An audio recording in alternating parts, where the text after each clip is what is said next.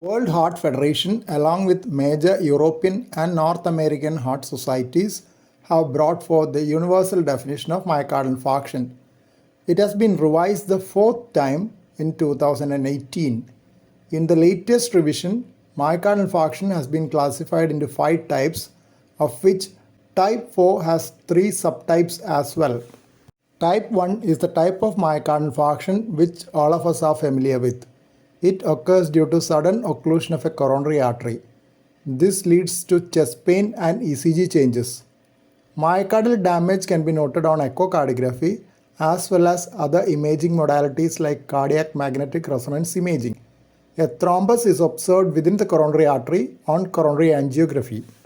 Type 2 occurs when there is supply-demand mismatch. Sudden drop in hemoglobin due to any bleeding can reduce the supply of oxygen to the myocardium and consequent damage. Type 2 is more common in women and has poorer outcome due to the often associated comorbidities. In type 3, death occurs before troponin estimation, which is essential for the diagnosis of myocardial infarction as per the definition can become positive. The person would have chest pain and early ECG changes, though the troponin evidence is lacking.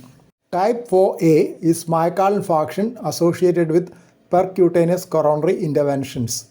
They will have symptoms and ECG changes as in type 1. Coronary angiogram will show a fresh obstruction which is related to a procedural complication. In type 4B, a coronary stent implanted during a percutaneous intervention gets obstructed later due to thrombus formation inside it. This is known as stent thrombosis. Type 4C is caused by in-stent restenosis due to overgrowth of tissue into the stent. This is documented by coronary angiogram. Type 5 is associated with coronary artery bypass grafting. It is also documented by ECG and coronary angiogram. Echocardiography or other imaging studies will show the new damage to myocardium.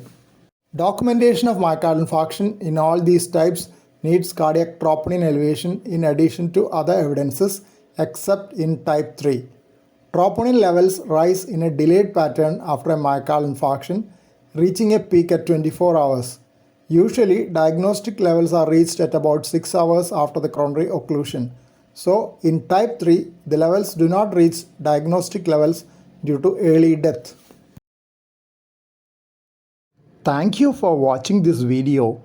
Please subscribe, like, share, and post your valuable comment below this video.